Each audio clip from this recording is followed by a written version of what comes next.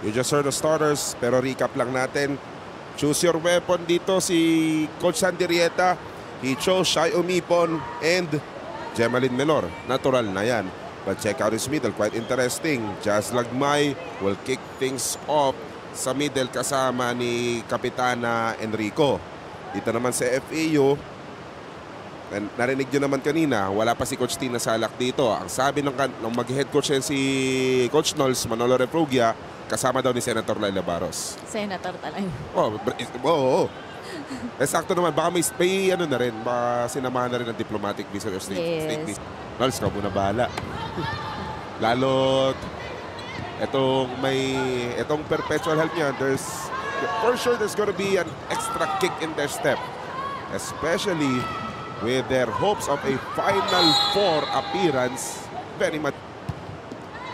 Hindi lang natin napag-usapan kanina ng first game as Tinobaldo will get the first attack point. Pocket tournaments, diba? Na maiikli lang. Just a minimal number of games. Na hahaba lang yun pag napasok sila if they go able to make a team playoff run. Bacanque scores, taking advantage of that. 7 games on. Mahaba-haba, may kahabaan. Quite a simulation when they go to their mother leagues, either UAP or NCAA. So, iba rin magiging dynamic na preparation mo, na kailangan yung mga... At ni Umipon.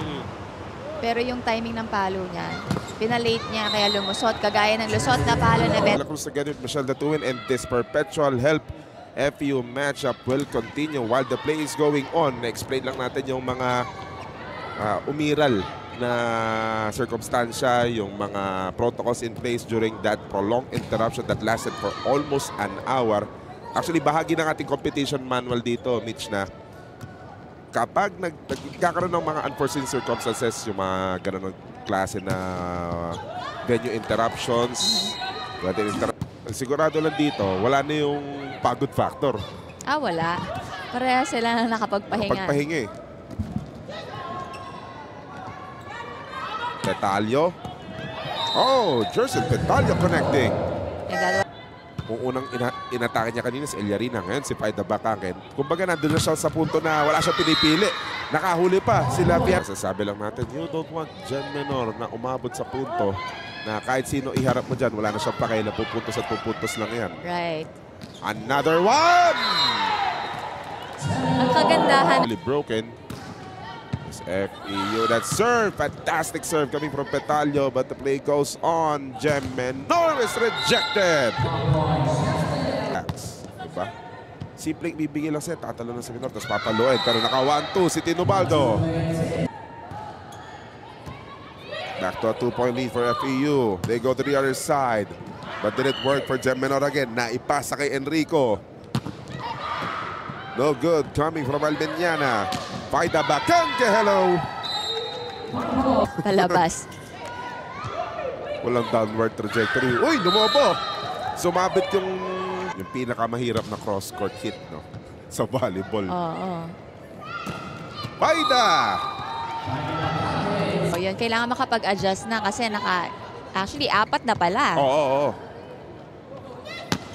Jercel, diretso sa mga braso ni Jody Lozano. Shai Umipon! By the way, Nicolette Gaa and Pao Reyes enters the ball game for Coach Andrieta. And Karel Miranda just scored. Gumana yung timeout na yun kasi nag-error ang FEU. But on the offensive end, there's Kyle Pendon. Had to be creative and it worked. Saan punta ang perpetual help? Solid hit coming from Jem Menor. Talaga, yung mga winning mentality na may makikita pang butas, may makikita pang adjustment as Jazz Eliarena scores. Eliarena quick to apologize. Oo. Ginawang rap. Oo. Hindi nga to palakasan ng palo, pagalingan ng diskarte na lang. Ang hanap nga lang din ni Coach Sandy kanina during one of his timeouts, pabilisan ng kilos in the meantime. Susubukan na lang bumawi dito ng FEU. Nakabawi nga naman. King ng perpetual health ngayon. Pero mas gumagana o mas marami yung gumaganang attacker sa FEU. Cash on serve coming from Charis Enrico. Wala yung hampas ni Devasora. At wala pa rin puntos si Alyssa Devosora. Sa gitna, may kalayuan sa net si Joshua Liang. Ang FEU dito, ang unang titignan mo dito yung consistency mo eh. And finally a point for Alyssa Devosora. Quite alarming. Tin Obaldo back set. Faida. No. Caught by Omipon. Nako. That Perpetual held momentum. Off speed. Wala. Faida. Yes! Hirap na. Torres, isa pang effective opposite hitter yan ni Coach Sanderieta. Pero sinong baba? Ay! Iba yung pinuta ng bola. Nice save by Suplico. Perpetual help offense. They will go to Pau. Reyes who got blocked. May coverage. Menor! Tagal yung laban na pwede namang i-start si Nicolette tsaka si Pau. Right. Yan yung pinag-uwi. Hindi na makatawid yung mga palo. Fade away pa si Love Lopez. Naku, muntik magkahiyaan. Kaka Miranda, lumipad yung 1-2. Menor, block by Miranda. Was a single block by Miranda. Si Menor nasa likod. Almost an errant reception. Great dig coming from Mariola. Shy Omipon through the blockers. No. Lopez, it went long. It went long. And they have their own plays na talaga namang effective bukod dun sa errors ng FEU. Kaya nakuha nila tong set na to. Tabla na ang labanan natin at 1 for the piece. Natapos ang set number 2, 25-19 in favor of the Lady Altas.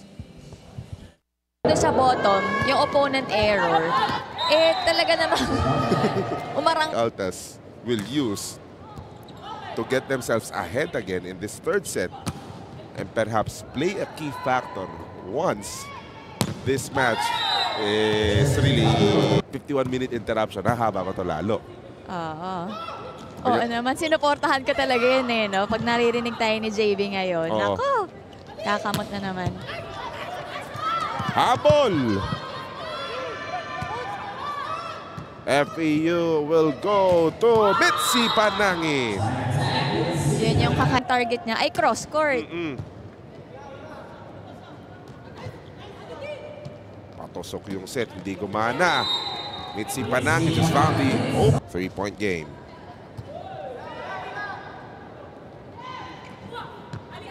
Masyado na mahirap para kay Jem Menor yun. Wala sa pwesto. Right. And that one will go the way for Perpetual help. Just taking around. Faida! Again. Na Actually, gitna ng 2 and 5. Nahuli ni Faida.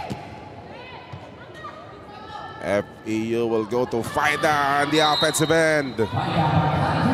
Hello. Head into a break that somehow Perpetual help need to resolve collectively.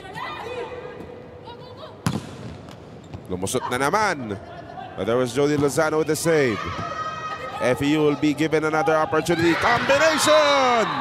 That was it. Humanap ng paraan para man lang may deflection kahit man lang sa mga palo ng FEU eh. 1-2, di gumana. Shy, no. Obaldo saving that second ball. Proper setup coming from the Lady Altas, deflected by the blockers. Jercel Petalio caught by Jody Lozano. Omipon again. And the rally goes on. Mitzi! Yun yung sinasabi, speed di Panangin. It was still a point. Punta sa likod, Mariano! First point! Serving as a preparation for their upcoming showdown with the Benit Lady Blazers. Flank point pa. Tinatawag na talaga na ilista muna, di ba? Right. Devosora. Harap niya. But, boy, she needs help. And it might come.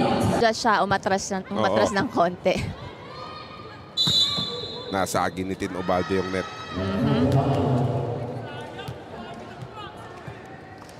Something positive that the Lady Altas is gonna carry for sure come set number 4, but that one sealed the deal for Faida Bacanque and especially the FEU attackers. They're just working their way around. It's like having a field day in this match, especially in this third set. Kaya yan ang ating resulta, 25-18.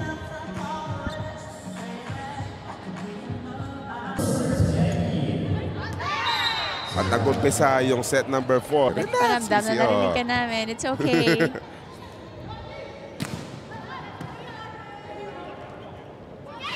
Menor. That one was too low. Ang magagalit sa'yo, no? Mag-umpisa, Coach Noel Orculio. Ayun, lumusot na serve. Ace pa. To find that game you had back in the second set. It was a beautiful game. Na nakuha na nila yung set number 2 na yun, nahirapan din hanapan ng sagot yung FEU.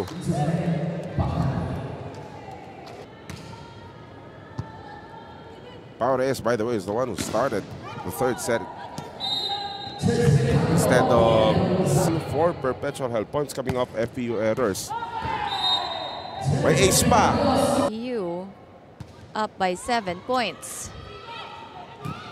And Rico, oh, she'll get that point.